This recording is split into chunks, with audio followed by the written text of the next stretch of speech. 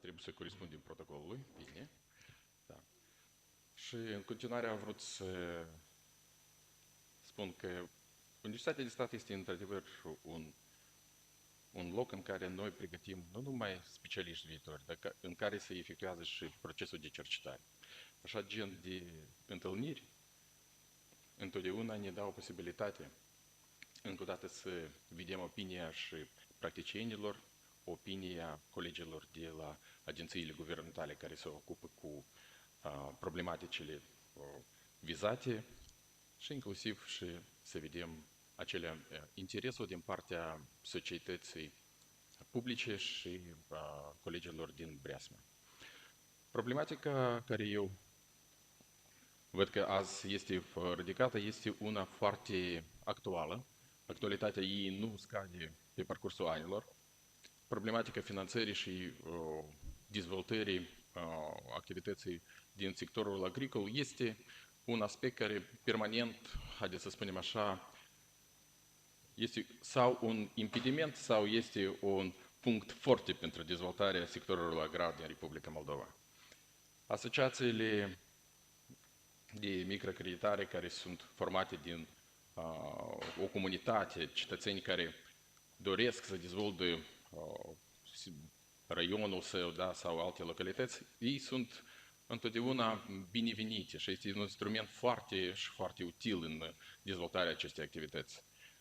Sperăm că interesul pentru sectorul agrar este permanentă creștere în Republica Moldova, fiindcă avem un profil specific pentru țara noastră și cu finanțările suplimentare sectorul agrar, într-adevăr, o să poate să fie, hai să spunem așa, cu condiții favorabile să atragă resursele financiare în activitate și să dezvolte. Este un permanent impuls pentru dezvoltarea sectorului agrar, resursele financiare care sunt atrase în interiorul sectorului. Sper că dumneavoastră azi o să aveți o mulțime de idei noi, un rezultat frumos din această ședință și careva concluzii la care o să ducă la formarea propunerilor pentru modificarea actelor normative sau practicilor care sunt la moment dezvoltate pe piață. Eu vă mulțumesc și încă o dată vă spun bun venit la Universitatea de Stat. O zi bună! La fel, un cuvânt de deschidere vine doamna Hămăraru, deci Maria, decanul Facultății Științe Economice. Mulțumesc mult! Stimate domnule secretar de stat, distinși invitați, dragi colegi și scumpii noștri studenți.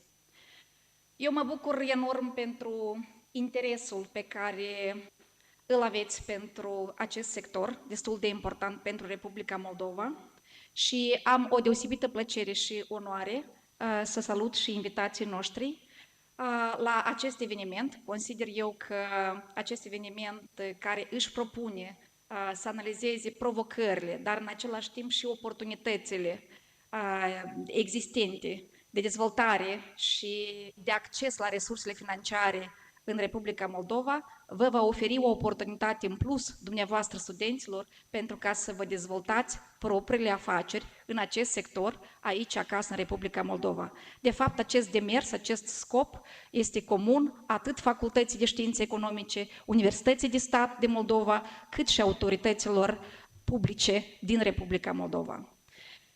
Universitatea de Stat din Moldova, precum și Facultatea de Științe Economice, întotdeauna este deschisă și susține în mod activ toate inițiativele care promovează dezvoltarea sustenabilă, inovarea în agricultură, oferind un suport de cercetare, educație, dar în același timp parteneriate strategice. Ori în ultima perioadă, anume consolidarea dintre mediul academic și mediul privat, astăzi din sectorul agrar, deci este o oportunitate extrem de importantă pentru ca să discutăm care sunt problemele, pentru ca să vă deschideți noi orizonturi și pentru ca să aveți noi inițiative de lansare a afacerilor aici acasă. Vreau să mulțumesc în primul rând doamnei Mocanu, profesor universitar, pentru această inițiativă de a organiza această masă rotundă, tuturor celor din mediul de afaceri, pentru faptul că vin să-și împărtășească experiențele cu studenții noștri și sper cu tot din adinsul să avem parte astăzi de o activitate interactivă, dar cel mai important pentru noi este ca să-i încurajați pe tineri să vă urmeze calea aici, acasă. Vă mulțumesc tare mult și un eveniment cât mai productiv. Da, vă mulțumim, doamna decan. La fel, cu un cuvânt de deschidere, șeful Departamentului Finanțe și Bănci, domnul Mulic, doctor conferențiar universitar.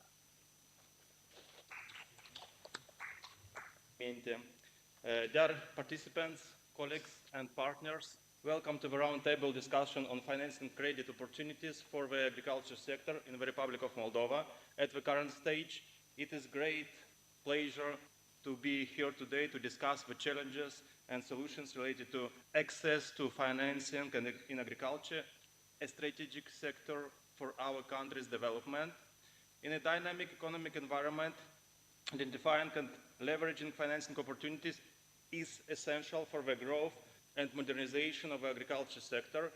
This meeting provides us with the opportunity to share ideas, analyze current trends, and find effective solutions to support farmers and agriculture entrepreneurs. I wish you a productive debates and concrete results. Thank you. Da, vă mulțumim, domnul Mulic. Știm întotdeauna că în toate timpurile agricultura a fost ramura de bază a economiei naționale și astăzi noi ne-am adunat aici, deci conform programului, vedeți că este divizat în 2 zile. Deci în prima zi deci noi o să facem rapoarte, a doua zi cei care vor dori să participe la o prezentare în raionul Căpul, satul Văleni, deci la o prezentare a unui sector de viticultură, deci foarte performant, care a primit mai multe fonduri externe. Deci, continuăm. Bună ziua, excelența ambasador, stimate domnule ministru Bumakov, stimate domnule Tudor Robu, stimat corp profesoral, stimați colegi și viitori colegi. Desigur că Republica Moldova este cumva cunoscută în mapamont pentru produsele sale agricole și nu doar. Sunt și multe rezultate din știință, din cercetare, care la fel sunt de cunoscute. Doar că spre regret ele nu aduc atât venit Republicii Moldova, cum ar fi necesitatea de alimente pe care oamenii trebuie să le consume de 3 ori pe zi și în norma corespunzătoare. De aceea, agricultura pentru Republica Moldova este un element destul de important al economiei naționale, mai mult ca atât, că avem acele soluri fertile, soluri care încă mai pot produce. De ce zic încă? Deoarece prin exploatare excesivă fermierii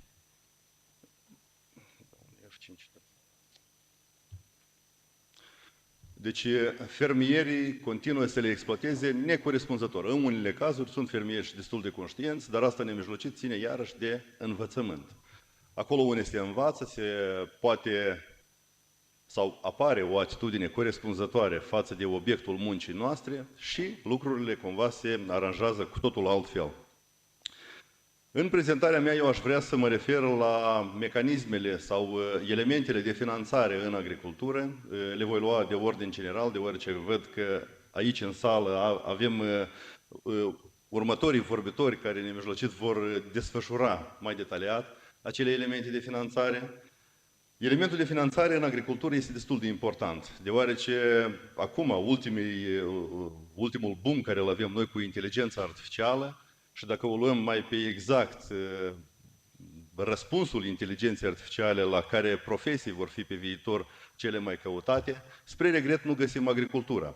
Dar trebuie să înțelegem că puțin s-a introdus ca și informație în acel soft sau în acel algoritm de căutare în tot internetul pe partea de agricultură și faptul că noi vorbim despre plante vii, cum este și medicina, deoarece medicina este una din profesiile care este recunoscută de inteligența artificială, că va fi și pe viitor. Agricultura, eu sunt sigur că pe viitor vor fi aceste corectări, deoarece noi vorbim de plante vii, cum vă spuneam, și vorbim de tehnologii, ca să gestionăm acele plante vii, ca ele să producă, să obținem recolte, și deja pe partea economică ca noi să fim eficienți.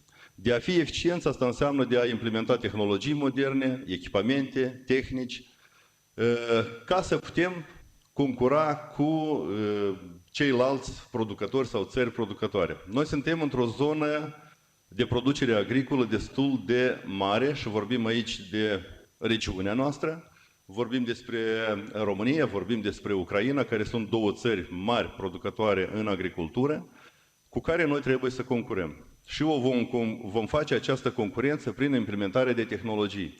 Tehnologiile, desigur că costă. Nu fiecare își poate permite aceste costuri și acest pas de schimbare a tehnologiilor, de aceea statul, prin intermediul donatorilor, partenerilor de dezvoltare, a venit cu diferite politici ca să susțină producătorii agricoli sau cei care vor să se avânte, să îmbrățișeze această profesie de agricultor și să vină cu niște pachete de subvenționare, adică niște contribuții ca să facem mai ușoară trecerea la tehnologii mai moderne. Este foarte important ca toate acestea să fie percepute inclusiv prin prisma economică. Suntem la o facultate de economie, ceea ce iarăși mă bucură că vom face un fel de amestec sau combinație dintre economie și agricultură sau afacere în agricultură. Vedem ce s-a întâmplat în ultimii 3 ani de secetă. Acolo unde nu au fost calculate bine capacitățile de producere și de obținerea profiturilor și cu creditarea sau, cu creditarea, cu împrumuturile. A fost destul de drastic pentru unii din producători, dar sperăm că pe viitor atitudinea, inclusiv prin intermediul noastră ca ulteriori absolvenți ai facultății de economie și poate chiar ca și viitori colegi de-ai noștri producători agricoli, căci eu mă uit la fețele dumneavoastră și deja aș putea să văd unele persoane care, dacă ar studia puțin mai mult într-un anumit domeniu, s-ar avânta în plante eterice, eterooleginoase, medicinale, deci în această categorie, în apicultură, poate, în culturi bacifere sau fructele moi, căpșuni, zmeuri, coacă, zagriș, în microprocesare și în producere de dulciuri, patiserie. Ar fi și asta o activitate care foarte bine se combină și cu economia. O să trec la prezentare și o să vă arăt care sunt totuși proiectele cu care gestionează Ministerul Agriculturii prin intermediul partenerilor de afaceri. Numai că nu e aceea deschisă. Cer scuze. Mai am prezentări pe aici și au fost cumva...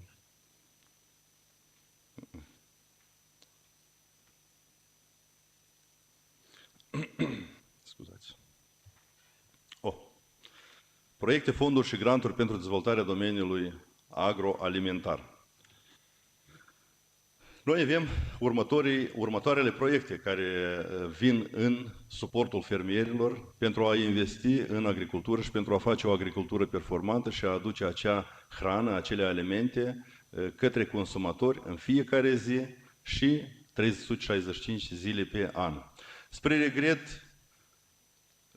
acolo unde nu este o simbioză foarte bună în producere, economie, împrumuturi, relații economice internaționale, deci se primește o balanță negativă la produsele agroalimentare, chiar dacă noi vedem în statisticile care le avem noi de la Biroul Național de Statistică că cea mai mare pondere în exporturile de produse agroalimentare o dețin cerealele. Deci aceasta cumva nu este studiată până la urmă ca să arătăm și viceversa, că noi pe cât importăm bani de peste hotare, cu atâta și exportăm, poate chiar și mai mult. Eu vorbesc aici de importul de făină, de griș, vorbesc de importul de biscuiți, paste, alte produse, deci care noi putem nemijlocit să le avem în Republica Moldova. Dar asta poate se întâmple acolo unde va fi o conștiință clară, vor fi niște studii aprofundate în domeniul inclusiv agroalimentar, dar cu conexiune și în economie. Acolo unde noi vom putea să cooperăm producătorii agricoli ca să putem diminua costurile, să fim competitivi cu ceilalți producători care, după cum v-am spus, îi avem în regiune, cel puțin Ucraina și România, și acolo unde noi am putea să obținem acea calitate, inofensivitate și categorie de produs care este solicitat nemijlocit pe piețe. Nu doar în Republica Moldova, cu toate că noi avem mult de lucru încă și în Republica Moldova pentru a demeni sau pentru a câștiga consumatorul intern, care nemijlocit este bazat doar pe preț. Deci consumatorul intern, spre regret, în Republica Moldova, iarăși din lipsă de conștiință, probabil că, asta, nu știu, vreau eu să cred, nu atrage atenția la inofensivitate și trasabilitatea produsului, se orientează spre produse mai ieftine. Este logic, pe de o parte, deoarece noi avem o putere de cumpărare în Republica Moldova, care ea nu este una cea mai strălucită, de aceea, sau prin acest element, noi pierdem consumatorul produsului autohton. Pentru aceasta trebuie conștientizare, pentru aceasta... Domnule secretar de stat, onorată asistență, stimați organizatori, vă mulțumesc pentru invitație și sper să nu aveți probleme după modestul meu discurs, fiindcă în țara asta știți cum repede ajunge informația sau cum avem noi expresii și la noi skorost stuka vyше skorosti zvuka în Republica Moldova. Deci eu, sincer, mă bucur că măcar cineva în țara noastră și-a amintit de agricultură cu intenții bune și mulțumesc domnului secretar de stat că a vorbit destul de bine și realist despre agricultură.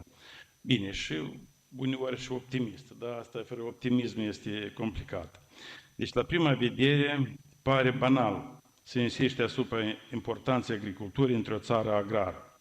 Dar arată că a venit cu părere de rău și așa timpul. Cu părere de rău în societatea noastră s-a întâmplat ceva grav dacă cuvântul agricultură și agricultor uneori sunt cuvinte de ocară. Eu vorbesc foarte serios de chestia asta. Eu mi-amintesc când a apărut strategie de țară până în 2030, am luat proiectul și l-am citit, vă jur, nu era cuvântul agricultură în strategia țării.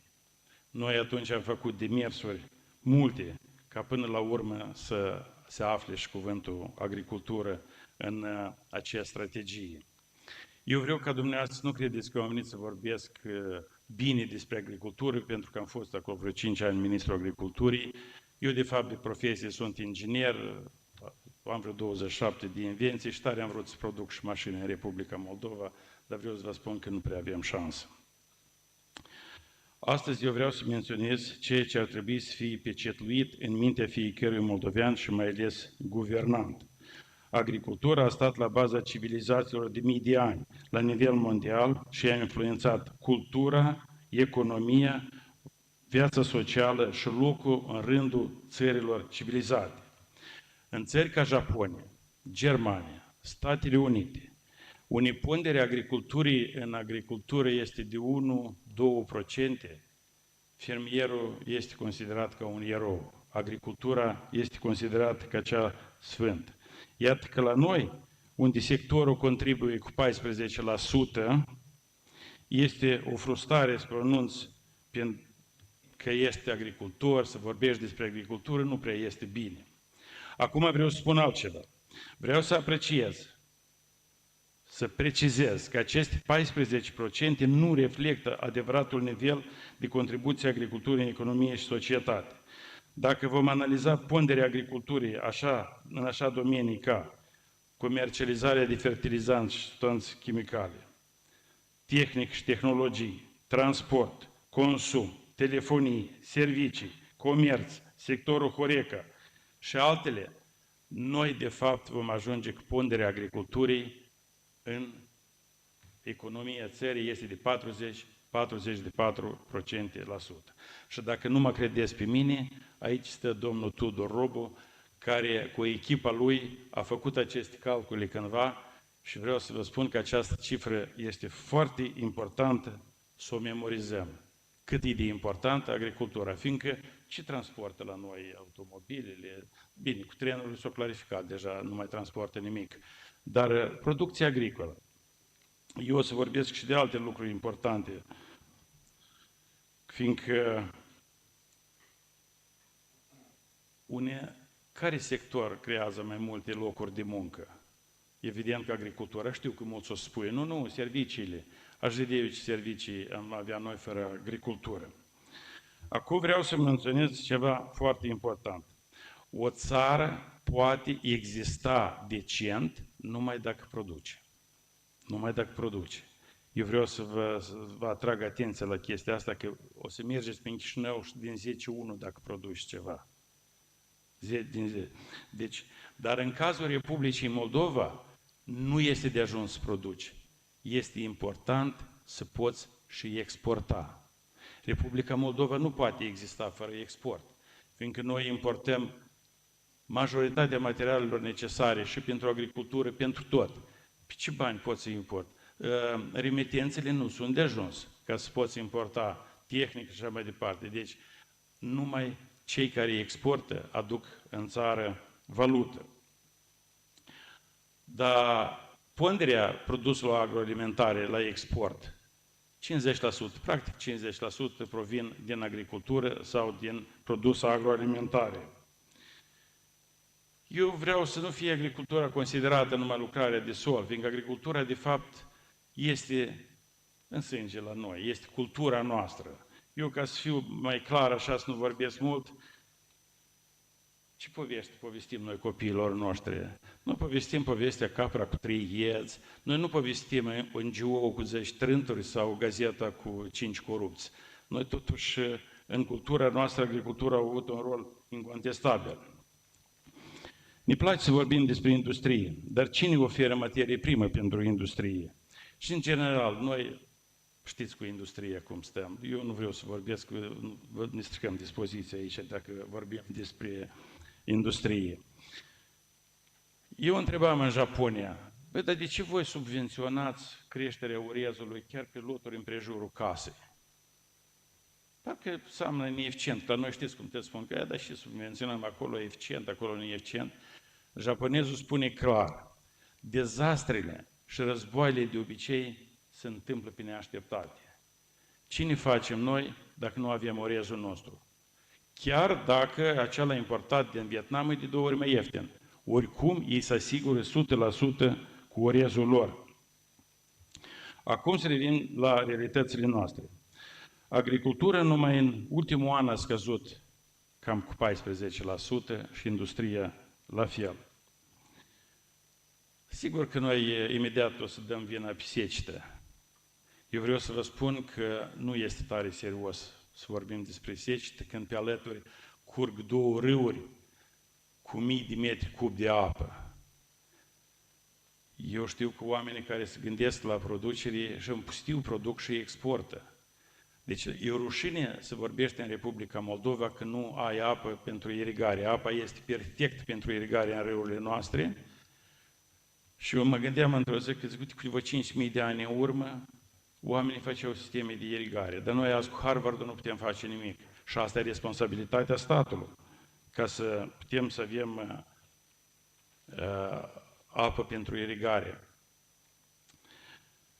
Știu că ar fi bine să discutăm astăzi despre miracolul care l-au înfăptuit agricultorii în ultimii ani.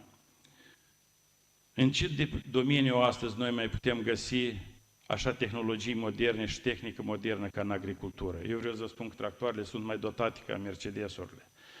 GPS-ul, drone. Deci s-a făcut un salt colosal în agricultură, dar l-au făcut fermierii. N-au făcut cei plătiți de la stat, instituții care trebuiau să aducă tehnologii moderne. Acest lucru l-au înfăptuit fermierii, cei care au mers pe hotare, au făcut transfer de tehnologii. Vreau să remarc aici că AIPA și-a adus un mare aport la promovarea tehnologiilor moderne. Numai că am tot mai des spune că nu prea au bani. Deci eu vreau să mulțumesc la AIPA pentru ceea ce a făcut și puțin să mă mândresc, fiindcă eu am lansat reforma în sectorul plăților în agricultură și am creat AIPA, am făcut reforma sectorului vitivinicolor și am creat Oficiul Național al Viei și Vinului, am mai făcut o reformă în domeniul siguranței alimentelor și aveți aici agenția, dar promovarea acestor tehnologii a fost făcută nu de cei care, nu de stat și nu de altcineva, dar de fermieri.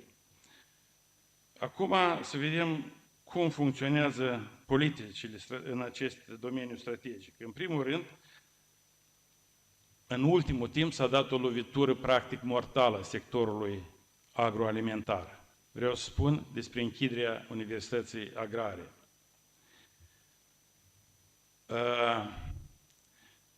Eu am văzut comentariul dumneavoastră azi lui ministrul cel care cu pantofi murdari și ați făcut foarte bine.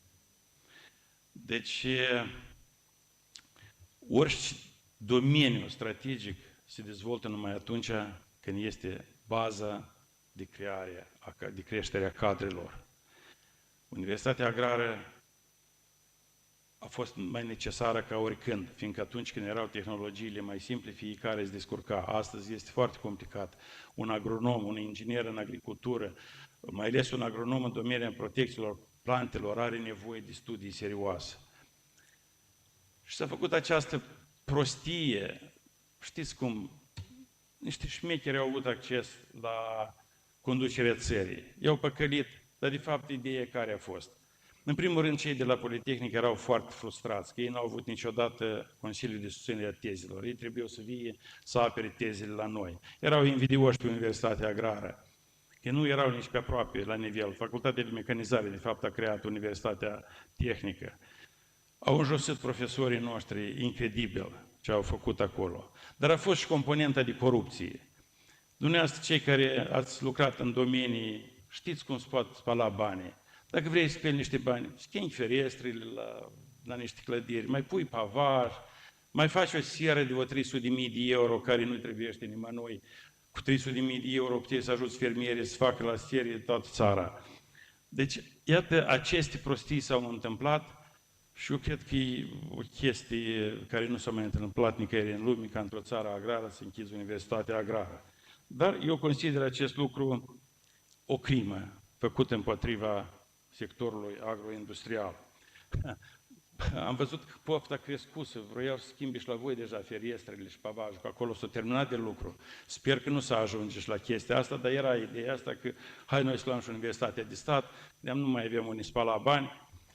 Nu, eu vă spun, asta e, eu cred că în casa de nebuni nu se discută așa, exact ca și cu exporturile. Dacă vă țineți aminte, era un ministru al economiei care spune, dar care e problema că noi nu producem? Dar este în supermarket, noi putem tot să importăm. Vă dați seama la ce nivel noi ne aflăm? Asta e foarte, foarte periculos. Așa, dacă facem abstracție de la realități, ar trebui să știm că cel mai important sector al economiei naționale este cel care asigură cele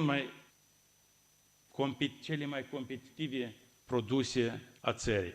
Ce avem noi cel mai competitiv în Republica Moldova? Automobile avem? Tractoare avem competitive? Calculatoare facem? Da, eu știu că mă și spui că noi avem IT. Să nu spuneți tare că audă și din India și din China și să nu leșine de râs. Deci, cel mai competitiv produs în Republicii Moldova, cred că știu toți, este vinul. 2. Iată, eu am văzut aici când domnul ministru prezenta niște cireși foarte frumoase. Iată asta, niște cireșe, niște prune. Dar mai este o chestie aici. Bună ziua tuturor! Chiar vreau să vă mulțumesc pentru oportunitatea care mi-ați oferit astăzi să fiu alături de dumneavoastră. În primul rând, am ocazia să văd foarte mulți din profesorii care au stat la baza formării mele personale ca specialist. Cu mândrie spun că am absolvit Universitatea Agrară și o spun de fiecare dată de câte ori am posibilitatea. De asemenea, am avut mare noroc să fiu parte a echipei Ministerului Agriculturii și Industriei Alimentare până în anul 2017, după care am plecat la Agenția de Intervenții și Plăți pentru Agricultură, fiindcă în minister nu m-am mai regăsit. De fapt, așa a fost situația. Vreau să zic că domnul Bumacov a negociat și programul EMPART. A uitat să zic că primele fonduri ale Uniunii Europene, care au fost date pentru dezvoltarea agriculturii, și le-au fost în sumă de 63 milioane de euro pentru programul EMPART. Fiind foarte multe în activități, dumnealui a uitat și am să zic că da, cu suportul dumnealui, fondul de subvenționare de la 200 de milioane de lei s-a extins până la practic miliardul. Și anume în acea perioadă au fost diversificate foarte mult și domeniile de subvenționare, când pe timpuri, în anul 2003, când eu am venit la Ministerul Agriculturii, erau 2 măsuri de subvenționare tehnică agricolă și asigurarea riscurilor în agricultură și cu suportul dumnealui s-au diversificat până la 18. Acum, în prezent, noi le-am dezvoltat, avem peste 40 de măsuri de sprijin care pot fi orientate spre dezvoltarea în agricultură. Și da, într-adevăr, în agricultură nu o să avem rezultate dacă nu o să avem specialiști pregătiți. Și domnul Bumacov, cred că era bine dacă se reușea să creăm acea Academie a Vieții, cum era planificată când dumneavoastră erați ministru, prin dezvoltarea Universității Agrare. Să revenim la subvenționarea în agricultură și mediul rural. Avem, cum a zis domnul Șarban, o lege care reglementează politica de subvenționare. Să știți că niciodată această politică nu a fost perfectă. Niciodată. Practic, anual, cel puțin o dată în an, de multe ori și de 2 ori în an, ea se ajustează la necesitățile fermierilor, pentru că progresul tehnico-științific aduce noi tehnologii care trebuie subvenționate, care trebuie aduse fermierilor pentru a fi cât mai competitivi în raport cu alți fermieri din alte țări. Și acum, în moment, avem în Parlament registrat un nou proiect de lege care, de fapt, pune armonizarea politicii agricole comune și care va fi aplicat, bine, era inițial planificat să fie aplicat începând cu anul 2025, dat fiind faptul că nu a avut loc aprobarea acestui proiect de lege încă, sperăm că să fie aprobat de curând, ca să avem discuțiile deja cu Bruxelles și să-l putem demara începând cu anul 2026, ce o să reglementeze el, eu am să vă spun, spre final, Fondul Național de Dezvoltare Agricultură și Mediul Rural, sau acel fond de subvenționare. Și să înțelegeți că în anul 2010, atunci când a fost creată instituția, am avut un buget de 400 de milioane de lei și se vede creșterea acestuia în timp și cel mai mult am avut în administrare în anul 2023 1 miliard 900 de milioane de lei, surse financiare care au fost valorificate în totalitate, fiind transmise către fermieri, în baza proiectelor investiționale dezvoltate. Nu poate să existe ca un fermier să beneficieze de o subvenție, fie măcar și un leu, dacă nu a dezvoltat un proiect investițional. Poate nu o să vă placă cuvântul fermier, ziceți antreprenor. Puteți să-l numiți entitate economică, oricum. Subvențiile sunt orientate pentru agricultură, în dezvoltarea acestui sector, dar și celelalte conexe cu ele. În anul 2025 avem 1 miliard 700 de milioane de lei, deja, cum a spus domnul Bumacov, sunt surse insuficiente, deja am făcut demersuri către Ministerul Finanțelor pentru a suplini acest fond și eu zic cu toată certitudinea, am solicitat 700 de milioane de lei adițional, pentru că de aceea capacitate umană am avea pentru a putea valorifica aceste surse. Am putea să zicem și dați-ne încă 1 miliard, dar trebuie să fim conștienți, avem capacitate de a le administra. Și ca să înțelegeți despre ce volum de fermieri noi discutăm, din anul 2010, noi în baza noastră de date avem peste 11.000 de fermieri unici care măcar o dată a beneficiat de subvenții. Dar credeți-mă, momentul în care ai beneficiat odată, fermierii nu se limitează. Sursele financiare care vin de la subvenții le reinvestesc pentru a dezvolta afacerea. Doar în anul 2024, chiar dacă au fost peste 10.000 de cereri recepționate, am avut în parteneriate 8.233 de entități economice cu care am avut contracte de colaborare, subvenții acordate și dezvoltarea proiectelor. Anul 2025, suntem într-o perioadă de tranziție, așa să zicem, până a fi aprobată noua lege care va reglementa sau va transpune politica agricolă comună. Este o perioadă complicată, fiindcă fermierii nu prea au acea previzibilitate de a dezvolta proiecte. Din ce motiv? Fiindcă subvențiile care urmează a fi rambursate fermierilor în baza proiectului care dezvoltă sunt incluse în următoarele proiecte ce urmează a fi dezvoltate sau de acea perspectivă de dezvoltare a entității. Și dat fiind faptul că în anul curent unele din formele de subvenționare nu se vor regăsi deja, aceasta le oferă un disconfort. Deci avem plățile complementare și am să vă explic foarte rapid ce înseamnă ele. Ele sunt de fapt niște măsuri prin care guvernul contribuie la diminuarea costurilor de producție a materiei care o produc, fie fructe, fie legume, fie cereale, orice.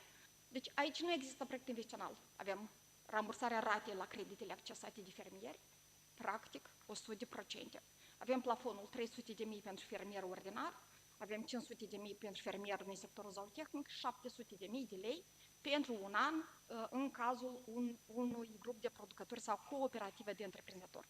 Deci acesta este plafonul în cazul în care fermierul care are un credit de 4.350.000 de lei, îi poate fi rambursată rata 100%, plafonul de 300.000.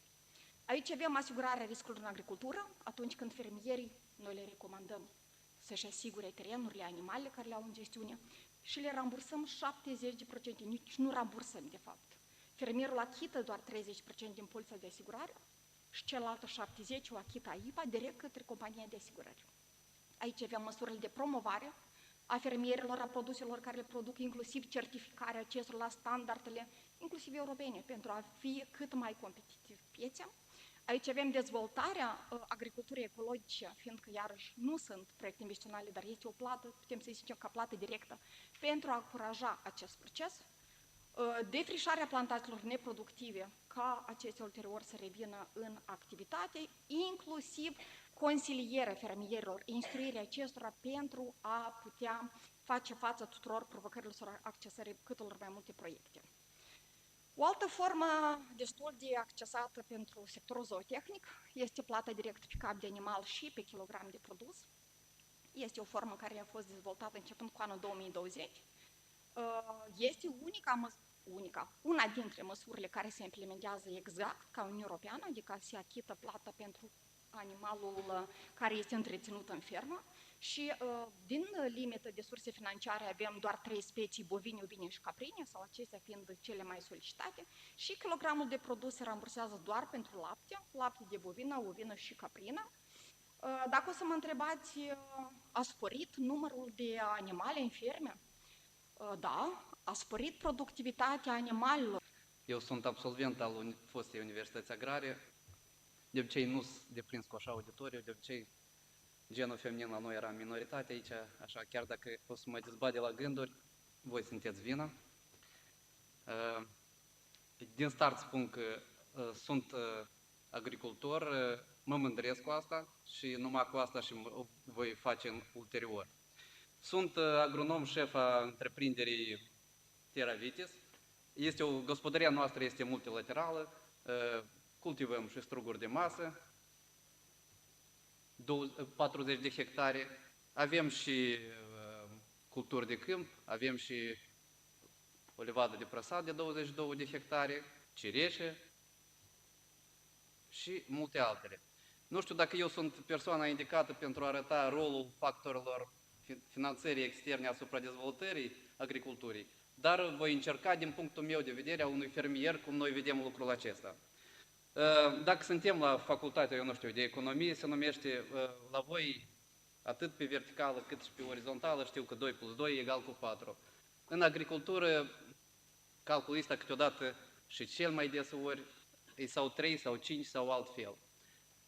Agricultura este o activitate destul de riscantă, este vulnerabilă și depinde de mai mulți factori externi, cum ar fi clima, conjunctura comercială, politica, migrația și așa mai departe. Noi ne-am pus câteva obiective. Unul principal este formarea unei afaceri atractive, durabile, rentabile, în diverse condiții climaterice și politice. Pentru aceasta trebuie să fim mereu într-o competiție. Eu, aici sunt culturile de câmp care am încercat un lot demonstrativ de agricultură conservativă, schițat. A să încep cu vizitele de studiu care le facem în străinătate, numai în 2024, probabil gospodăria noastră a avut 6 sau 7 vizite peste hotare.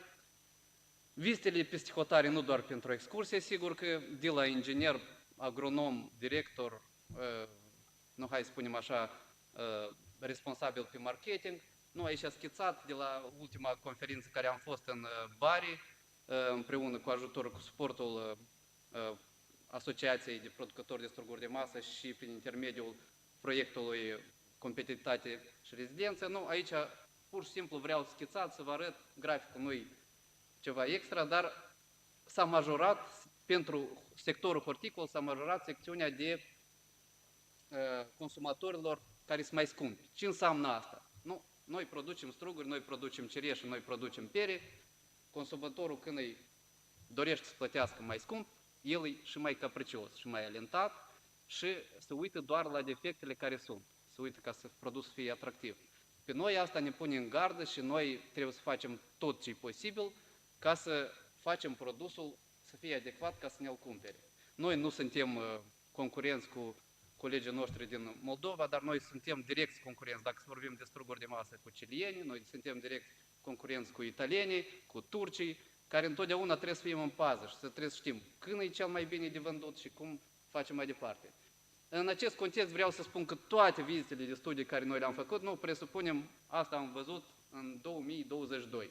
Am fost într-un plantație de struguri de masă în Bari, toată frumusețea asta era făcută în plantații, noi ne-am stăruit, am văzut, undeva am copiat, undeva ne-am acomodat și în următorii ani deja și noi ne-am acomodat și am făcut fix același ambalaj și așa mai departe ca să putem să ajungem piețe.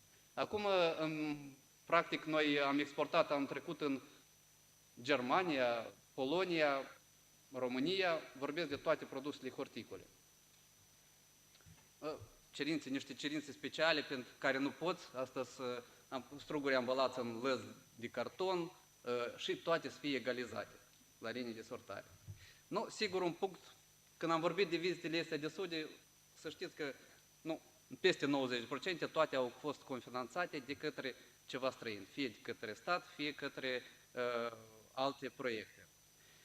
Pentru a fi o întreprindere durabilă și să facem pașii corecți, întreprinderea noastră trebuie să aibă rezultate în diferite condiții climaterice. Și aici vreo câteva imagini, dacă eram la Universitatea Agrară, probabil, sau Universitatea Tehnică de actual, cred că mai bine erau să știe pe toți. Nu, aici e doamna Derendovska, care colaborăm împreună și cu domnul decan Cara Serghei, care e la Universitatea din Comrat. Colaborăm în fiecare an pe analiza regulatorilor de creștere la struguri de masă.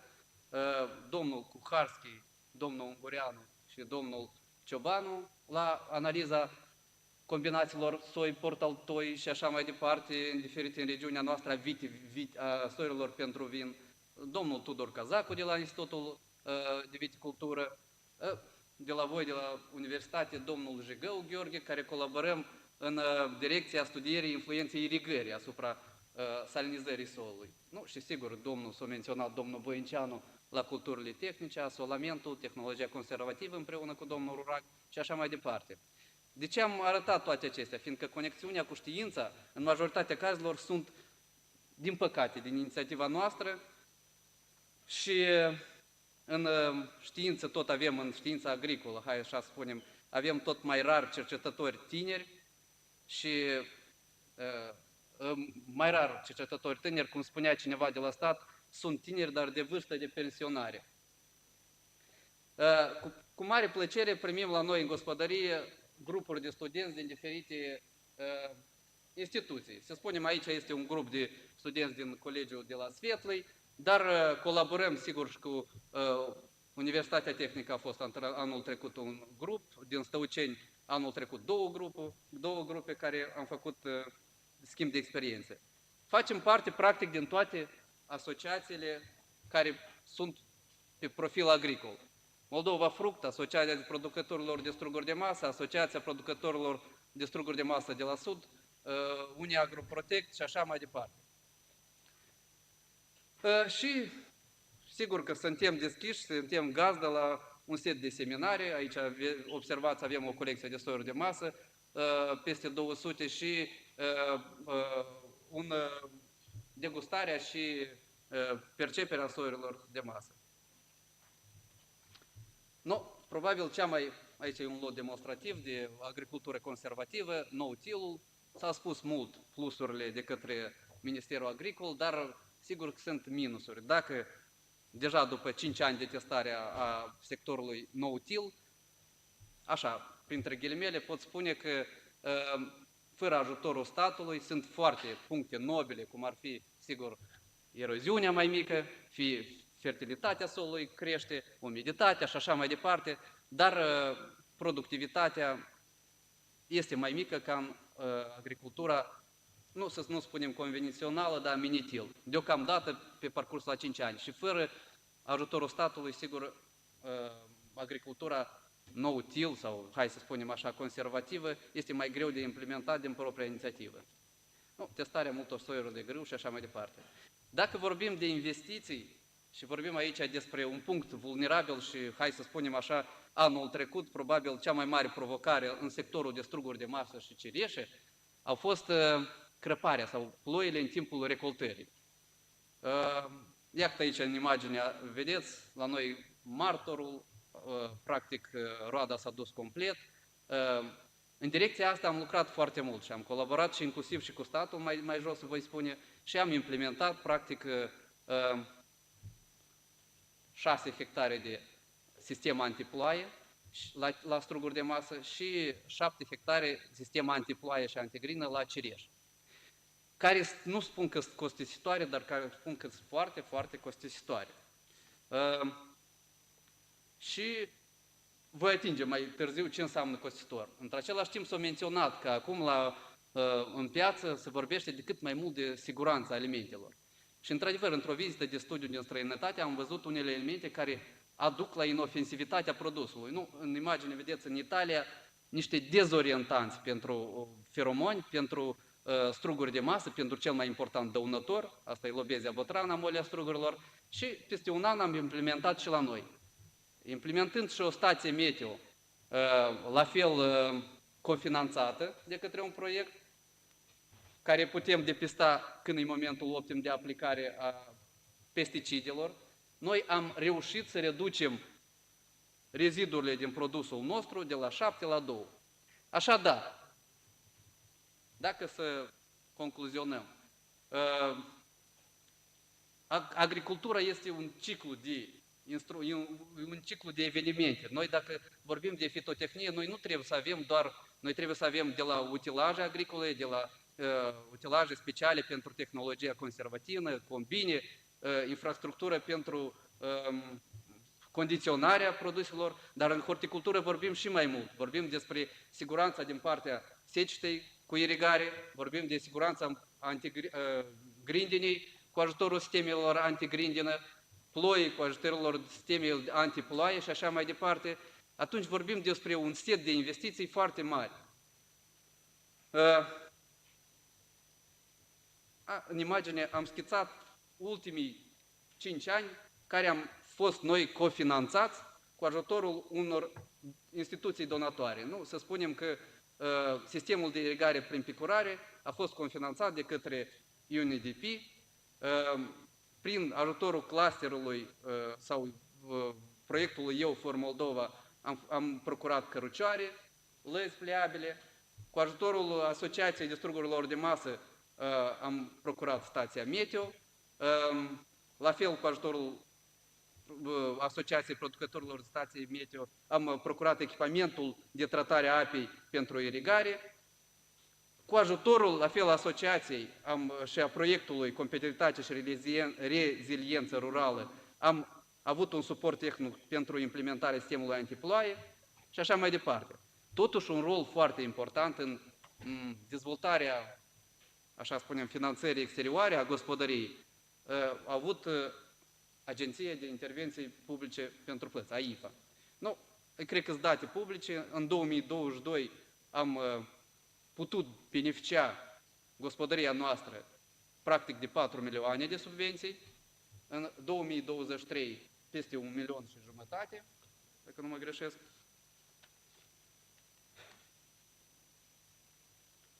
Să spunem succint. Simplu, probabil și fără finanțare externă ar exista agricultura. Dar atunci nu vorbim de dezvoltare, dar vorbim de supraviețuire în condiții extreme. În așa cazuri este imposibil să implementezi tehnologii costisitoare și de făcut condiții atât de muncă, cât și condiții de muncă atractive și ușoare, cât și salariu atractiv și stabil. Dacă să ating tema migrației, atunci în gospodăria noastră sunt angajați circa 150 de muncitori. Dar, sigur, problema migrației și îmbătrânirii populației nu înseamnă că nu ne afectează și pe noi. Practic, în fiecare an 20-30 se angajează, 20-30 se dezangajează. Dacă să vorbim despre îmbătrânirea populației, nu a fost un caz așa mai simplu, am fost un consultant, am fost rugat să consult o plantație din Huș și acolo un fermier avea o plantație de struguri, Bună ziua! Eu aici sunt în calitate de reprezentant a echipei UCIPI FAD, dar vreau să menționez că am absolvit și eu Facultatea de Finanțe și Bănci încă cu 15 ani în urmă și mă bucur să fiu aici pentru a transmite acele informații din punctul meu de vedere, atât ca specialist în finanțe și ca parte a echipei a unui proiect internațional de finanțare a afacerilor.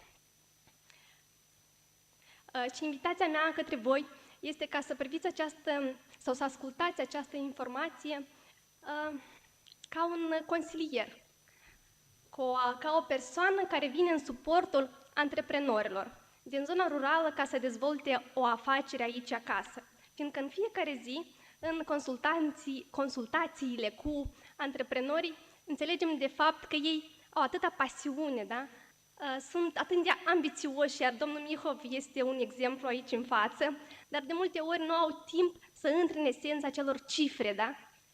Să facă acele calcule și să aleagă acele oportunități de finanțare care să-l ajute, dar nu ca să îl împovăreze. Programele IFAD Moldova deja sunt de 24 de ani și suntem, cu suportul Guvernului Republicii Moldova, implementăm deja al 8-lea proiect, îmbunătățirea capacităților pentru transformarea zonei rurale. În curând urmează al 9-lea proiect. Programul în derulare va fi implementat până în martie 2027 și până la moment au fost semnate cu programul IFAD sau Fondul Internațional de Dezvoltare Agricolă 8 proiecte, cum am menționat, cu un buget total de 263 de milioane de dolari. Iar pentru anul 2025 au fost alocate 8,8 milioane de euro și tindem să oferim acel suport financiar pentru 2000 de mici fermieri. Programele IFAD nu oferă doar finanțare, da? Dar ele sunt orientate spre tineri și femei, spre întreprinderi micro și mici și grupuri de producători, pentru a le oferi acele oportunități pentru a dezvolta o afacere aici acasă. Fiindcă și sloganul unității de implementare a programelor IFAD în Moldova este și dezvoltă o afacere la tine acasă.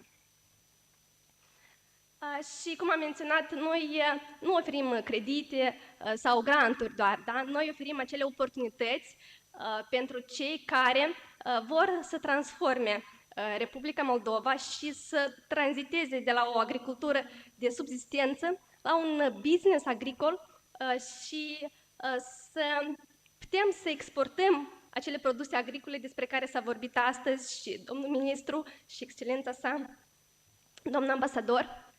Și noi putem face cu ajutorul vostru, cu fiecare dintre voi, care pot să contribuie prin acea asistență, prin acel suport antreprenorilor din mediul rural. Aici vedeți poze, sunt poze ale antreprenorilor noștri care au accesat finanțări prin intermediul programelor IFAD. Iar programul IFAD în derulare, sau IFAD 8, sau îl mai numim noi TRTP, oferă câteva opțiuni de finanțare. Opțiunile de finanțare sunt de două tipuri. Cele care le vedeți aici pe ecran sunt disponibile prin intermediul băncilor partenere. Unul dintre parteneri este aici MAIB. Și oferim credite cu porțiune de grant pentru tineri și femei, tineri care au vârsta până la 40 de ani și femei indiferent de vârstă, pentru activități agricole și conexe, cu o componentă de grant de 320.000 de lei. Cât și credite cu porțiune de grant pentru grupuri de producători, fiind cooperative sau SRL-uri cu cel puțin 5 companii fondatoare. 250.000 de euro este finanțarea, iar suma grantului este de până la 20.000 de euro. Pe lângă creditele cu porțiune de grant, oferim și credite obișnuite, da, sau credite cu dobândă preferențiale pentru microantreprenori și credite pentru întreprinderi micro și mici, conform legii IMM. Diferența este de sumă și activitățile eligibile.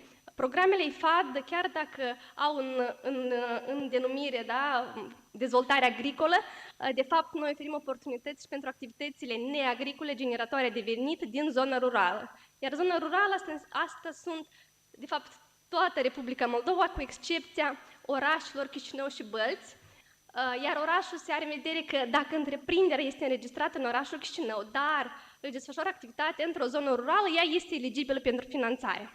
Dacă activitatea este desfășurată în orașul Chișinău, atunci deja nu mai poate aplica la aceste proiecte. Alte produse care le avem disponibile pentru antreprenori care pot fi accesate direct la UCIP-IFAD sunt granturile pentru echipamentul de irigare, grant până la $7.500 per beneficiar, iar ele sunt destinate în special pentru antreprenorii care au sau gestionează până la 50 de hectare, cât și granturi pentru primării în asociere cu grupurile de interes. Suma grantului este de până la $500.000, $15.000 per membru. Aceste granturi pentru irigare sunt necesare pentru sectorul agrar, fiindcă ați văzut în ultimii ani, seceta de fapt este o provocare pentru fermieri. Ce sunt granturi? Se oferă suport consultativ prin intermediul prestatorilor de servicii selectați, respectiv în cadrul pentru produsele destinate femeilor și tinerilor a fost selectat prestatorul de servicii Centrul de Consultanță în Afaceri, iar pentru granturile pentru echipamentul de irigare, compania AXA, și ei oferă asistență, suport la elaborarea planului de afaceri, practic ghidează pas cu pas până la depunerea dosarului. Adică chiar dacă presupune un proces mai complex, aveți suportul gratuit din partea companiilor selectate. Creditele și creditele cu porțiune de grant sunt direcționate prin instituțiile financiare partenere.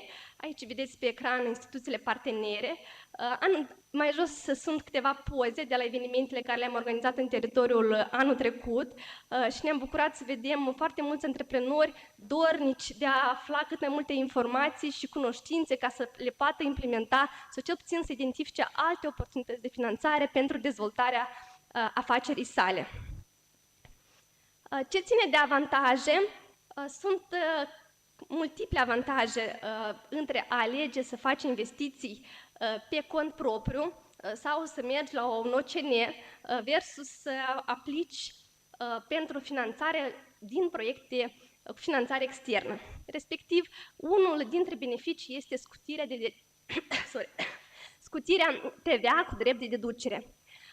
Ce înseamnă asta? Bunurile care sunt procurate din mijloacele proiectului IFAD, cât și conform hotărârii de guvern numărul 246, sunt scutite de TVA. Respectiv, fiecare bun procurat din resursele creditului îl obligă pe furnizor să livreze acel bun cu scutire de TVA, adică TVA zero. Automat, acel antreprenor care a ales să aplice la o finanțare din proiecte externe are o economie de 20% la procurarea activelor eligibile din sursele proiectului. Asta este economie, asta este finanțe și nu de fiecare dată antreprenorii înțeleg această matematică și chiar și furnizorilor le este greu de multe ori să înțeleagă modul ăsta de aplicare a scutirii de TVA, dar da, este hotărât de guvern, fiecare aplicant primește o confirmare și furnizorul este obligat să livreze bunul cu scutire TVA. Mai târziu îți vă arăt o schemă, sau nu o schemă, un tabel cu calcule concrete. Un alt avantaj sunt creditele care sunt acordate din proiectul IFAD, sunt credite. Bună ziua la toți, sper că mă aud bine. O să deschid și o prezentare, ea nu este foarte exhaustivă, dar un singur lucru vă asigur că o să memorizați. Asta este denumirea și logo-ul organizației care o reprezint, pentru că ea apare pe fiecare slide și o să aveți posibilitatea să o vedeți. Deci eu reprezint Organizația Națiunilor Unite pentru Alimentație și Agricultură, care pe scurt se cheamă FAO și reprezintă oficiul de țară din Republica Moldova. Eu, înainte de a trece la subiectul propriu-zis al prezentării mele, vreau să mulțumesc Nataliei Mocanu pentru invitație la această masă rotundă și pentru organizarea foarte bună a evenimentului și de asemenea mulțumesc prezenței domnului ministru ambasador Vasile Bumacov la acest eveniment, cu care am lucrat foarte productiv și foarte bine și în continuare colaborăm. De asemenea, mulțumesc pentru prezența colegilor mei de la agențiile surori ONU. Văd prezența celor de la UNDP, PNUD și a celor de la IFAD. Și de asemenea vă mulțumesc vouă profesorilor de aici și studenților care au venit să ne asculte. Eu vreau să zic că sunt mândru că am absolvit Universitatea de Stat din Republica Moldova și de asemenea sunt mândru că am cunoscut pe parcursul carierei mele profesionale și științifice profesori atât de la Universitatea de Stat din Moldova cât și de la Universitatea Agrară din Moldova și mă bucur că câțiva dintre colegi de la Universitatea Agrară au reușit să se integreze perfect în acest peisaj academic și științific al Universității de Stat, care sper eu să creeze toate oportunitățile necesare ca știința sau specialiștii veniți de la Universitatea Agrară să se manifeste și să acorde acele cunoștințe pe care le dețin definitiv. Și de asemenea, bun, prezentarea mea nu o să fie una de substanță, pentru că vreau mai mult să fac să vă expun atenție o promovare a ceea ce face organizația pe care o reprezint aici la Chișinău și cu ce se ocupă.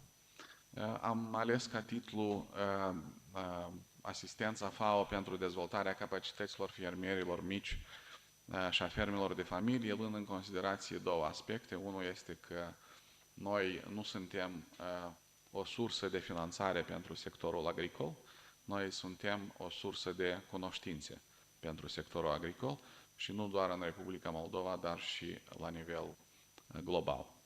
Din câte vă spuneam eu, am vrut să fac o ședință de promovare a organizației pe care o reprezint și asta o fac din trei motive principale. Unul dintre motive este că mie îmi place să fac lucrul ăsta și este o temă dragă mie de 10 ani de zile deja. Al doilea motiv este că anul acesta Organizația Națiunilor Unite pentru Alimentație și Agricultură împlinește 80 de ani.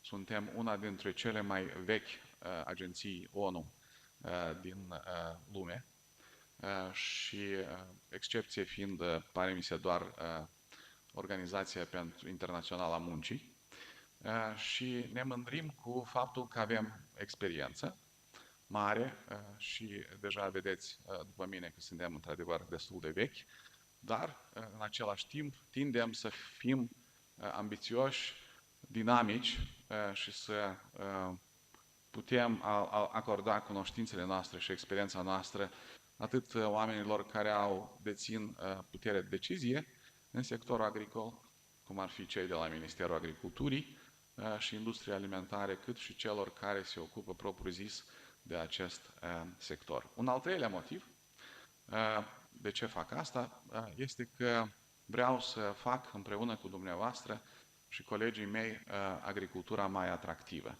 Aceasta am încercat să o facem împreună cu domnul ministru Bumacov în timpul șederii noastre la Ministerul Agriculturii, dacă îmi dați voie termenul. Și aceasta încerc în continuare să o fac, pentru că sectorul agricol și munca depusă de oamenii din agricultură merită ca acest sector să devină atractiv. Ori, în limbajul studenților puteți să folosiți, de exemplu, mie îmi vine tot timpul agricultura atractivă în engleză, spre exemplu, cum spun americanii. Agriculture can be sexy. Așa?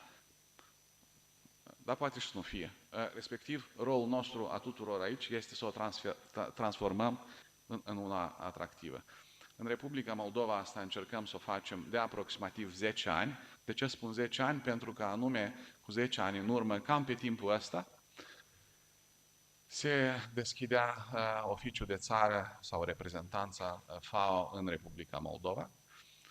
Și de atunci, cumva, dinamica proiectelor noastre în agricultură a căpătat o valență mai mare și o viteză mai mare. Dar trebuie totodată să menționez că FAO este prezentă mână de mână cu Republica Moldova nu doar de 10 ani, dar tocmai de 30, când, deci anul ăsta se împlinesc 30 de ani de când Republica Moldova a devenit membru la organizația noastră.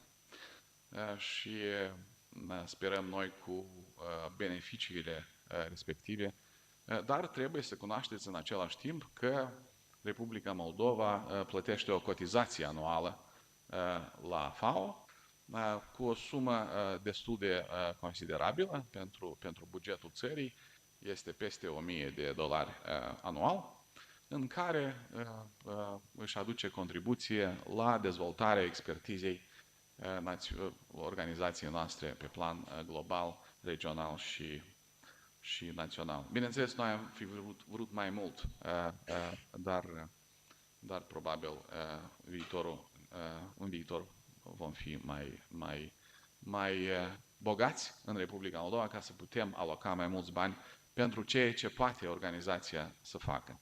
Vreau să vă atrag atenția că în loc să discut, să vorbesc în fața dumneavoastră și vreau să spun că nu o să vorbesc numai ca conducător a unei OCN, dar vreau să vorbesc ca o persoană care sunt implicată în dezvoltarea sectorului financiar nebancar și sunt foarte, foarte bucuros să mă întâlnesc aici cu colegi de noștri care au participat.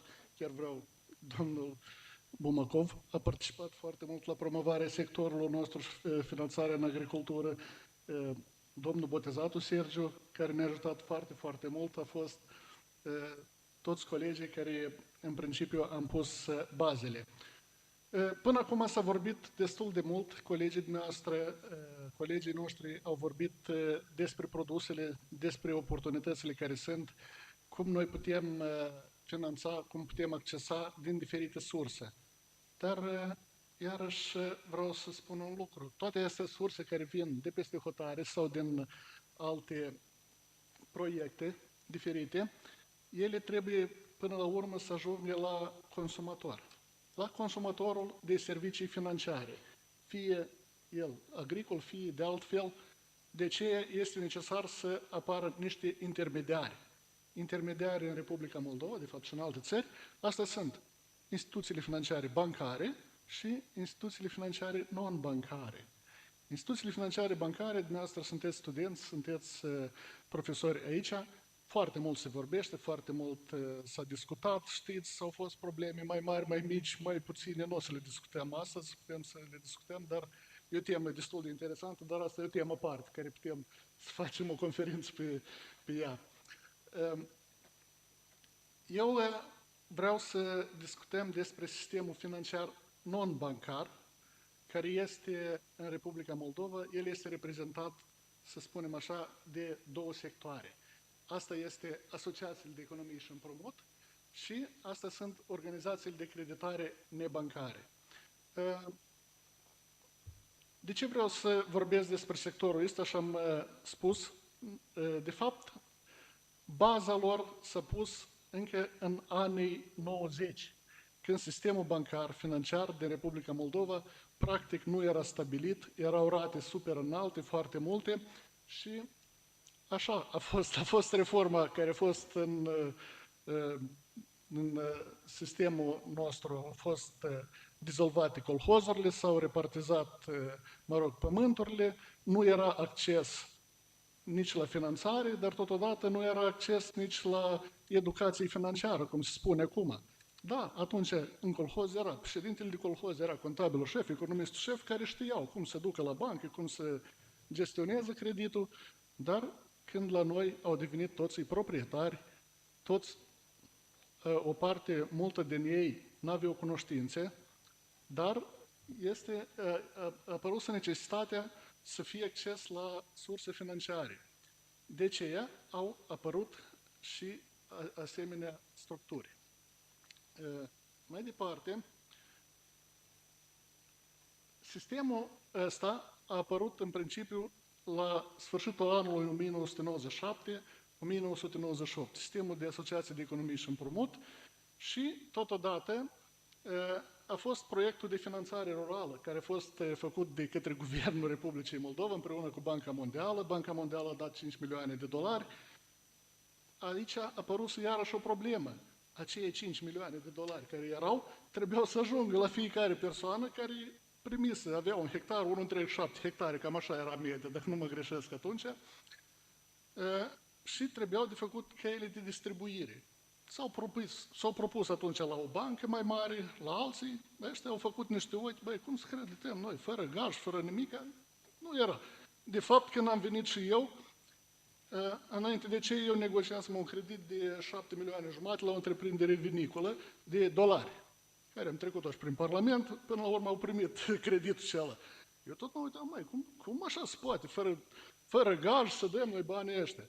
Până la urmă s-a găsit o formulă de repartizare, s-au luat niște coeficienți, niște indicatorul PIB față de locuitor, față de diferit, și s-a ajuns la așa o concluzie, că să fie, suma maximă 4.000 într-o mână, media 2.500 de lei, și așa s-a pornit sistemul nostru de asociații de economie și împrumut.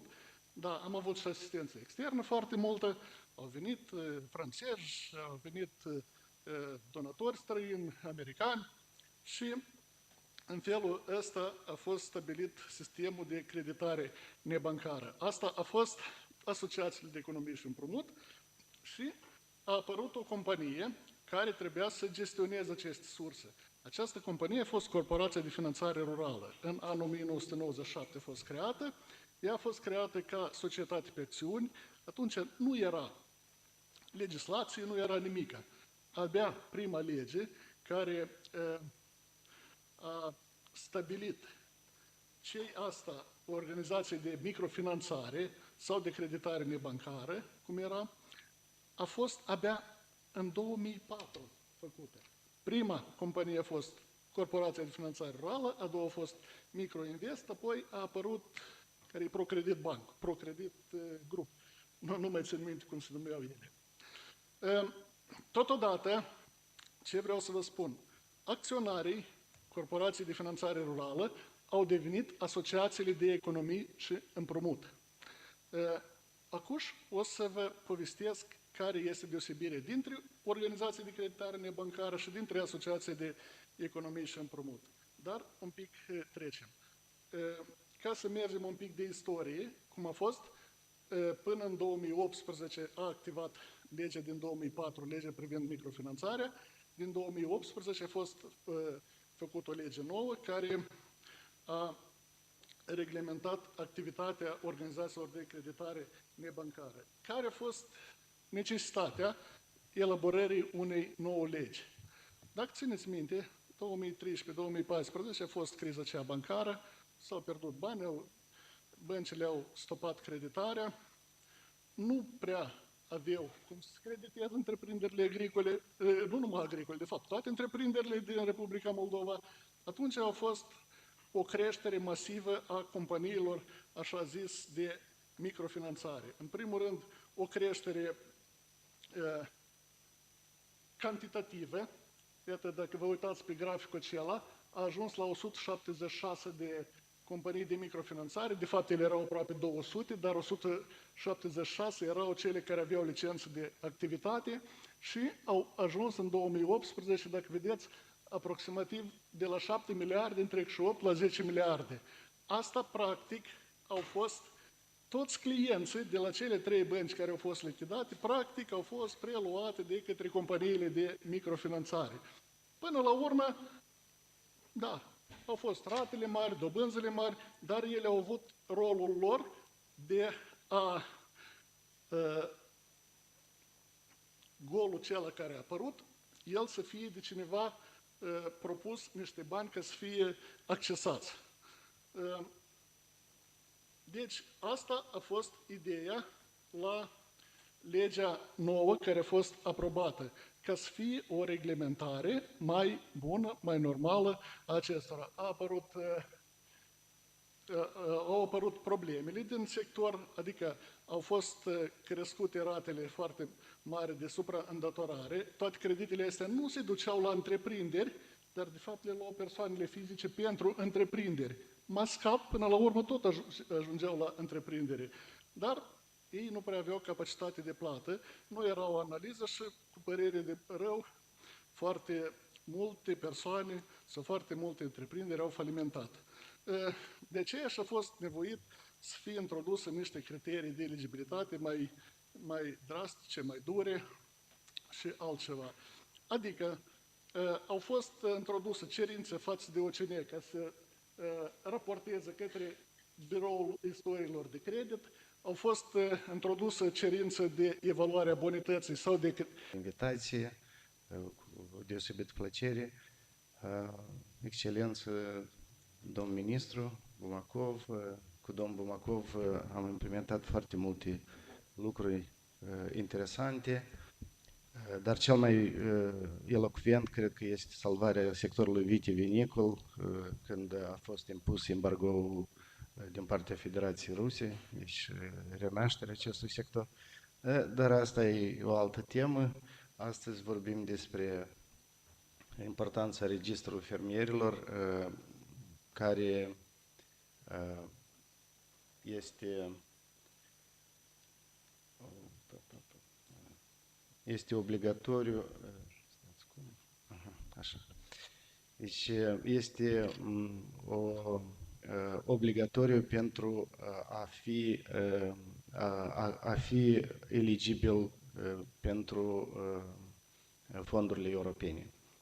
Deci, dacă până acum s-a vorbit despre proiecte și oportunități care sunt disponibile, cu prezentarea mea o să încerc să vin cu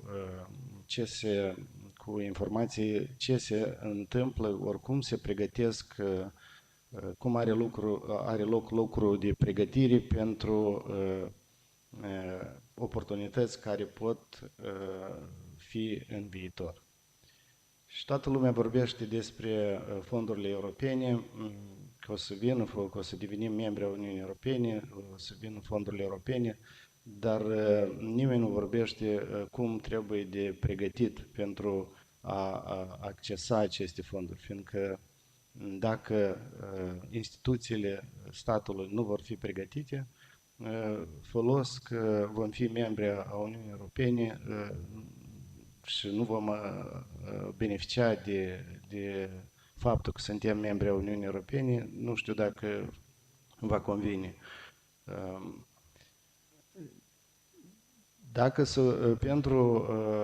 Pentru aceasta trebuie să facem un pas înapoi și să tragem o privire la complexul agroindustrial al Uniunii Europene. Deci, pilonul de bază a acestui, de care se conduce complexul agroindustrial al Uniunii Europene este politica comună agricolă, Common Agriculture Policy,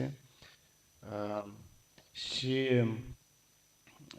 unul din pilonul de bază pe care se bazează politica comună agricolă este sistemul integrat de administrare și control. Și în cadrul sistemului integrat de administrare și control vine registrul fermierilor, care într-un fel este baza acestui sistem. Pentru aceasta deci registrul fermierilor trebuie să răspundă la un șir de întrebări, dar principala condiție este că trebuie să convingă Uniunea Europeană, înainte de a oferi fondurile, că același lot agricol nu beneficiază de mai multe ori de subvențiile, vorbesc de subvențiile care se numesc area-based, deci subvențiile la parcelele agricole. Fiindcă s-au întâlnit cazuri când se dau și în Uniunea Europeană, în țările Uniunii Europene, când același lot de pământ se dădea de mai multe ori și se accesau fonduri cumva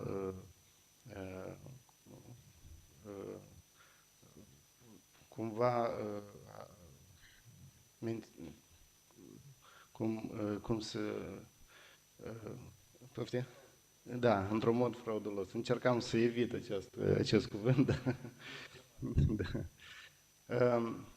Deci, asta este compoziția sistemului integrat de administrare și control și drept bază principală, deci după cum am menționat, este registrul fermierilor, dar aici vine și registrul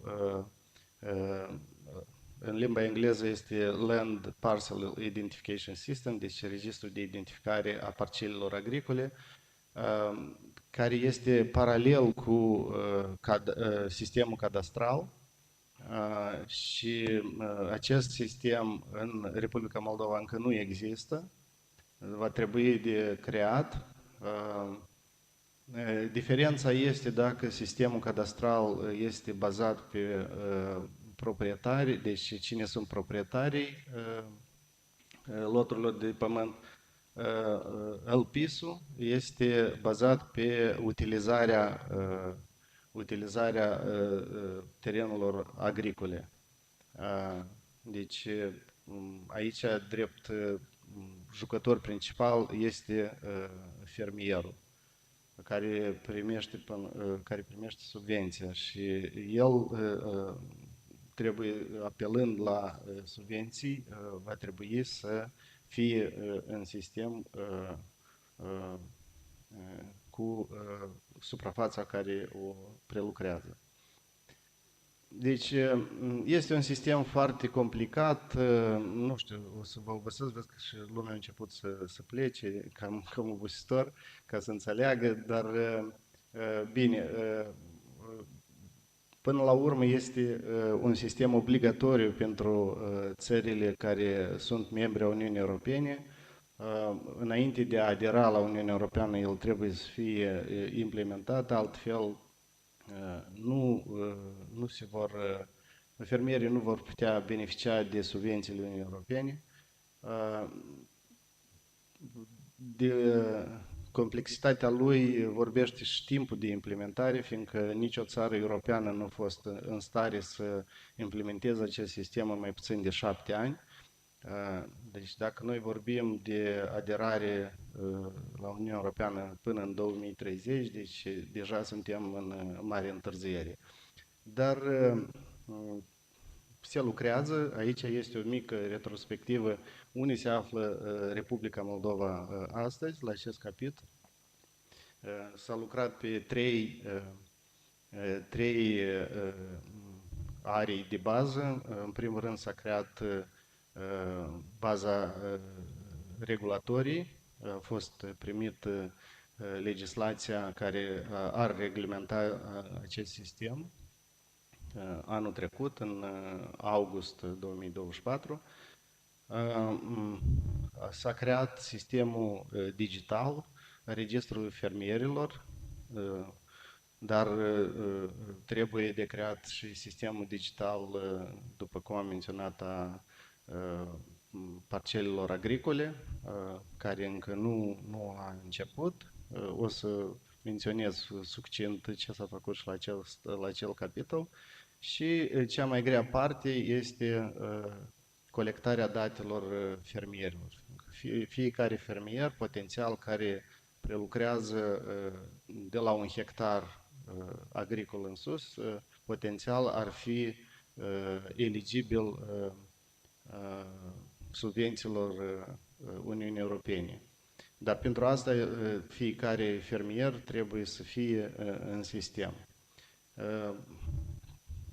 Colectarea datelor este destul de anevoioasă, fiindcă trebuie să se lucreze cu inginerii cadastrali în sate, cu toți fermierii care dacă inițial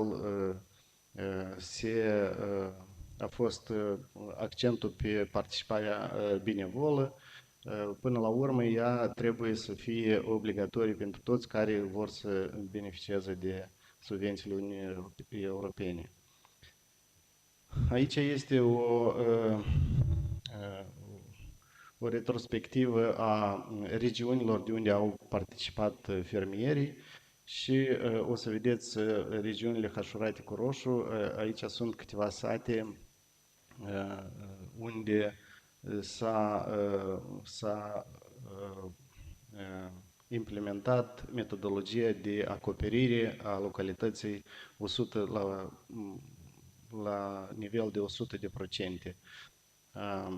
Deci câteva sate deja sunt în registrul fermierilor cu acoperire de 100%. Și bine, s-au învățat multe lecții, sunt sate unde mulți fermieri refuză să fie în...